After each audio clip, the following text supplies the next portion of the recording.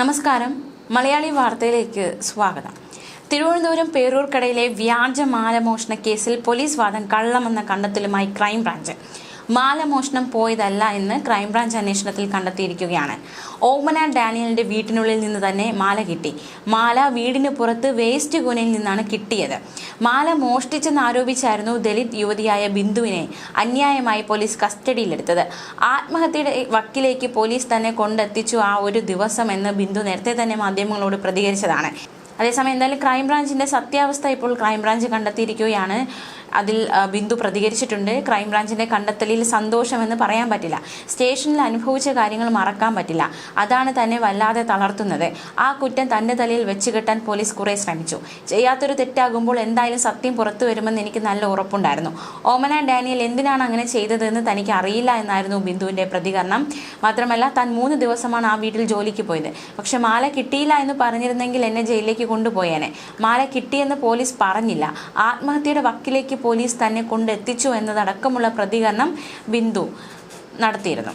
ചുള്ളിമാനൂർ സ്വദേശി ബിന്ദുവിനെതിരെ ജോലിക്ക് നിന്ന വീട്ടിൽ നിന്ന് സ്വർണ്ണാഭരണം കാണാനില്ലെന്ന വീട്ടുടമ ഓമന ഡാനിയലിന്റെ പരാതിയിലാണ് പേരൂർക്കട പോലീസ് കേസെടുത്തത്. പരാതി നൽകിയതിന് 4 ദിവസം മുമ്പ് മാത്രം വീട്ടുജോലിക്കെത്തിയ ബിന്ദുവിനെ പോലീസ് കസ്റ്റഡിയിലെടുക്കുകയായിരുന്നു. രാത്രിയിൽ സ്റ്റേഷനിലിരുത്തി മാനസികമായി പീഡിപ്പിക്കുകയായിരുന്നു. എന്നാൽ അടുത്ത ദിവസം നഷ്ടപ്പെട്ടെന്ന് പറഞ്ഞ സ്വർണം പരാതിക്കാരിയായ ഓമനയുടെ വീട്ടിന് പിന്നിലെ ചവറ്റുകൂനയിൽ നിന്നും കിട്ടിയെന്ന് ഓമന ഡാനിയൽ തന്നെ പോലീസിനെ അറിയിച്ചു. പിന്നാലെ പോലീസ് ബിന്ദുവിനെ വിട്ടയക്കുകയും ചെയ്തു. ഈ പ്രദേശത്തൊന്നും കാണരുത് എന്നതടക്കമുള്ള ഭീഷണി മുഴക്കി എന്നതടക്കമുള്ള ആരോപണങ്ങളാണ് ബിന്ദുവിന്റെ ഭാഗത്തു നിന്നും ഉണ്ടായത്. മാത്രമല്ല, വെള്ളം ചോദിച്ചപ്പോൾ കക്കൂസിലെ വെള്ളം കുടിക്കൂ എന്നതടക്കമുള്ള ഒരു പ്രതികരണം പോലീസിന്റെ ഭാഗത്തു നിന്നുണ്ടായി എന്ന ഗുരുതര ആരോപണമൊക്കെ നേരത്തെ ബിന്ദു നടത്തിയിരുന്നു. പോലീസിന് ആകെ നാണക്കേടായ സംഭവമായിരുന്നു ഇത്. അതുകൊണ്ട് തന്നെ ASAയും സസ്പെൻഡ് ചെയ്ത നടപടിയും സ്വീകരിച്ചിരുന്നു. സ്റ്റേഷൻ ഇൻസ്പെക്ടറെ കോഴിക്കോടേക്ക് സ്ഥലം മാറ്റി. കാണാതായ സ്വർണം എങ്ങനെ ചവറുകൂനയിൽ എത്തിയെന്ന് പോലും അന്വേഷണം നടത്താതെയായിരുന്നു കേസ് അവസാനിപ്പിച്ചത്. പീഡനത്തിൽ ഉൾപ്പെടെ സമഗ്രമായ അന്വേഷണം ആവശ്യപ്പെട്ട് ബിന്ദു പരാതി നൽകിയിരുന്നു. ജില്ലയ്ക്ക് പുറത്തുള്ള ഡിവൈഎസ്പി അന്വേഷിക്കാൻ മനുഷ്യാവകാശ കമ്മീഷൻ ഉത്തരവിടുന്ന സാഹചര്യമുണ്ടായി. ഡിവൈഎസ്പിയുടെ നേതൃത്വത്തിൽ നടത്തിയ അന്വേഷണത്തിലാണ് പോലീസിനെതിരെ ഗുരുതര കണ്ടെത്തലുകൾ നടത്തിയിരിക്കുന്നത്. എന്തായാലും അന്ന് ഈ വിഷയത്തിൽ മലയാളി വാർത്തയോട് ബിന്ദു പ്രതികരിച്ചിരുന്നു. ഈ സംഭവവുമായി ബന്ധപ്പെട്ട് അന്ന് മലയാളി വാർത്തയോട് ബിന്ദു പ്രതികരിച്ചത് ഇപ്രകാരമാണ്. ആ പ്രതികരണത്തിലേക്ക് ഒരിക്കൽ കൂടി. കേസ് കൊടുത്തേ മതിയാവും. ഇതുവരെ അവരെ പേരിൽ കേസ് കൊടുത്തിട്ടില്ല. ഇനി കേസ് കൊടുക്കണം. കേസ് കൊടുക്കാതിരിക്കാൻ പറ്റത്തില്ല. കേസ് കൊടുത്തേ മതിയാവും. കാരണം അവരാണ് എന്നെ എത്രത്തോളം എത്തിച്ചത്. അപ്പോൾ ആ വീട്ടില് എത്ര ദിവസമായി ജോലിക്ക് പോയി തുടങ്ങിയിട്ട്? ഒരുപാട് ദിവസമായിട്ട് പോകുന്നതാണോ അതോ ഇപ്പൊ പോയതാണോ? എങ്ങനെയായിരുന്നു ആ വീട്ടിലേക്ക് എത്തിപ്പെട്ടത്? ആ വീട്ടില് 3 ദിവസം ഞാൻ പോയുള്ളൂ. 14-ാം തീയതി, 16-ാം തീയതി, 19-ാം തീയതി ലാസ്റ്റ് പോയതാണ്. 19-ാം തീയതി പിന്നെ പിറ്റേ ആഴ്ച പോകണമെന്ന് വിചാരിച്ചിരിക്കായിരുന്നു. അപ്പോഴാണ് ഈ സംഭവം ഉണ്ടായത്. ഇപ്പൊ ഡയറക്റ്റ് വിളിക്കായിരുന്നോ അതോ ഏജൻസി വഴി എത്തായിരുന്നോ ആ വീട്ടിലേക്ക്? ഞാൻ എന്റെ ഫോണിൽ ഗ്രൂപ്പ് ഉണ്ട്. അത് പ്രകാരമാണ് ഞാൻ ആ വീട്ടിൽ പോയത്. ഇപ്പൊ ഈ ഓമന ഡാനിയലിന്റെ മകള് അല്ലെ, അപ്പോ ആ കുടുംബത്തിനെതിരെയുള്ള ആരോപണം എന്താണ് തോന്നുന്നത്? ശരിക്കും ഇതൊരു ഗൂഢാലോചനയാണെന്ന് തോന്നുന്നുണ്ടോ?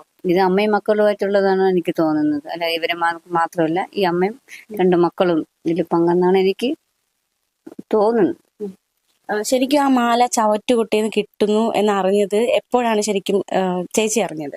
ഞാൻ ഈ സമയം വരെ മാല എവിടുന്ന് കിട്ടിയെന്ന് അറിഞ്ഞിട്ടില്ല. എന്റെ അടുത്ത് ആരും പറഞ്ഞിട്ടില്ല. ഞാൻ ഈ സമയം വരെ മാല എവിടുന്ന് കിട്ടിയെന്ന് ഞാൻ അറിഞ്ഞിട്ടില്ല. അപ്പോൾ ശരിക്കും അന്ന് 23-ാം തീയതിയാണ് ഈ സംഭവം നടക്കുന്നത്. എന്താണ് അന്ന് സംഭവിച്ചത്? ജോലി കഴിഞ്ഞ് ബസ് സ്റ്റാൻഡിൽ എത്തുന്നു. അപ്പോൾ എന്താണ് അവിടെ മുന്നിൽ സംഭവിച്ചത്? ബസ് എനിക്കൊരു കോള് വന്നു.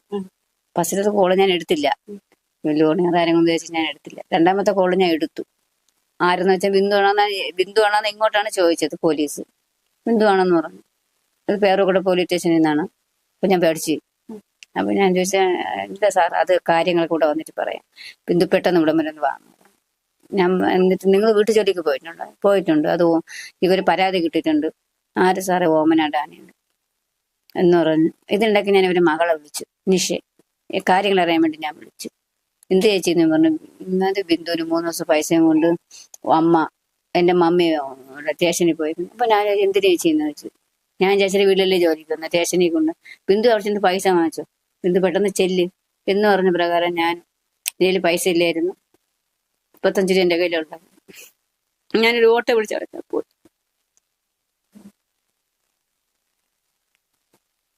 ഞാൻ അവിടെ ചെന്നപ്പോ SI അടുത്തിരിക്കുന്നത്. അങ്ങനെ ചോദിച്ചു ഞാൻ SI ചോദിച്ച് ഒരു മാല എടുത്തേക്ക് കൊടുക്കണം. ഞാൻ പറഞ്ഞു മാഡം സാറിന് മാല എടുത്തിട്ടില്ല, ഞാൻ ആരെയും മാല എടുത്തിട്ടില്ല.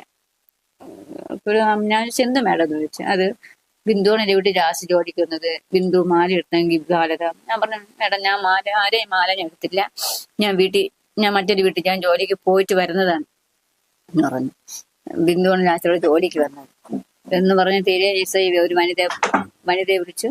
പിന്നെ റൂമിൽ കൊണ്ട് എന്റെ ടോപ്പെല്ലാം മാറ്റി എന്നെ പരിശോധിച്ചിട്ട് മാലയില്ല, എന്റെ ബാഗെല്ലാം പരിശോധിച്ചു, അതിനകത്തൊന്നുമില്ലായിരുന്നു.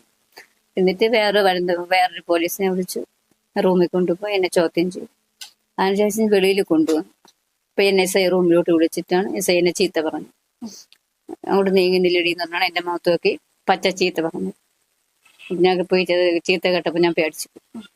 അതിനുശേഷം വെളിയിൽ ഇറങ്ങിയിട്ടാണ് പിന്നെ ഇപ്പുറത്ത് റൂമിൽ കൊണ്ടുവന്നാണ് എല്ലാവരും ഇങ്ങനെ അങ്ങ് മാനസികമായിട്ട് മാല ഇടുന്നല്ലാതെ വേറെ ഒന്നും അവര് പറയുന്നില്ല. മാല കൊടു എന്ന് പറഞ്ഞാണ്. എന്നുവെച്ചാൽ ഞാൻ നടക്കുക ഇവര് ചുറ്റാകാൻ മാല കൊടുങ്ങുമ്പോ ഞാൻ ചെയ്യാത്തൊരു കുറ്റമാണ്. എന്നിട്ട് 8 കൂടിയാണ് എന്നെ ഇവിടെ കൊണ്ടുവരുന്നത്. അതിനിടയ്ക്ക് എന്റെ വീടുമായി ബന്ധപ്പെടാൻ ഈ പോലീസന്മാരെ എന്നെ അനുവദിച്ചില്ല. ഒരു കോള് ചെയ്യാൻ പറഞ്ഞിട്ട് പോലും ഈ പോലീസന്മാർ എന്നെ വീട്ടിൽ വിളിച്ച് പറഞ്ഞിട്ടില്ല.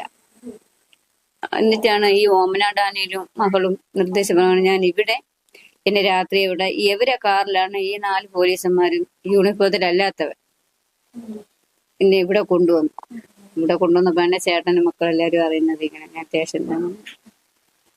അന്ന് എത്ര മണിക്കായിരുന്നു പോലീസ് സ്റ്റേഷനിൽ എത്തിയത്? തിരിച്ചു 9:30 എത്തിയ സമയം പോലീസ് സ്റ്റേഷനിൽ വിളിപ്പിച്ച സമയം എപ്പോഴായിരുന്നു? 3:30 മണിയാകും, 4 മണിയാവും. 4 മണിക്കാണ് ഞാൻ അവിടെ എത്തിയത്. ഞാൻ സമയം നോക്കിയില്ല. 3:30ക്കാണ് എനിക്ക് ബസ്. ഇച്ചിരി കൂടെ കഴിഞ്ഞാൽ ഞാൻ ബസ് കയറി വന്നേ. അപ്പോ തിരിച്ച് വീട്ടിലെത്തിയത്, അതായത് പോലീസ് സ്റ്റേഷനിൽ നിന്ന് വിടുന്നത് എപ്പോഴായിരുന്നു? 24-ാം തീയതി 12 മണിക്ക്. അപ്പൊ അത്രയും മണിക്കൂർ അവിടെ സ്റ്റേഷനിലായിരുന്നു. അപ്പൊ ഇതിനിടയ്ക്ക് ഫുഡും വെള്ളം ഒന്നും ആഹാരമൊന്നും തന്നിട്ടില്ല. പിറ്റേന്ന് പകലായിട്ടൊന്നും തന്നില്ല. നേരം എടുത്തിട്ട് ഒന്നും ഒരു മേടിച്ച് തന്നില്ല. ചോദിച്ചിട്ടുമില്ല ആഹാരം വേണമെന്നും ആരും പോലീസുമാർ ആരും എന്നോട് ചോദിച്ചിട്ടില്ല. അപ്പോ വെള്ളം വേണമെന്ന് പറഞ്ഞപ്പോ ടോയ്ലറ്റ് പോയി എടുത്തു. അത് ശരിക്കും പ്രസന്റ് എന്ന് പറയുന്ന ഒരു ഉദ്യോഗസ്ഥൻ.